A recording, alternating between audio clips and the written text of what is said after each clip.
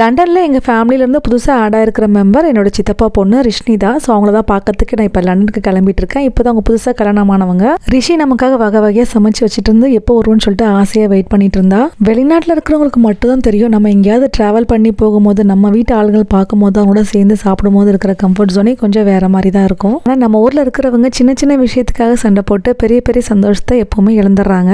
எப்படி அங்கே இருக்கிறவங்க வெளிநாட்டில் இருக்கிறவங்க பயங்கர வசதியாக இருக்காங்க, நிறைய காசு வச்சிருப்பாங்கன்னு நினைக்கிறாங்களோ, அதே மாதிரி இங்க இருக்கிறவங்க அவங்க எப்படி எல்லாருமே சந்தோஷமா இருக்கிறாங்க, எல்லாரோட ஆட்களோட சேர்ந்து இருக்கிறாங்களே அப்படின்னு நினைச்சுதான் நாங்க இங்க இருந்து நினைப்போம். இக்கரைக்கு அக்கறை பச்சைன்னு சொல்லுவாங்க இல்லையா. சூர்யா அவங்க வீட்டு பக்கத்துல ஒரு பேன்கேக் டெசர்ட் சூப்பரா இருக்கும்னு சொல்லிட்டு வாங்கிட்டு இருந்தாங்க. பாப்பாக்கும் தம்பிக்கும் பிடிக்கும்னு சொல்லிட்டு எல்லாருமே ஒன்னா உட்காந்து அதை ஷேர் பண்ணி சாப்பிட்டோம். உங்களுக்கு எது சந்தோஷமான விஷயம் அப்படின்னு சொல்லிட்டு கமெண்ட்ல போடுங்க. உனக்கேதும் சோகம் தோன்றினார் இங்கே வா இன்பம் தருகிறோம் சரவணி.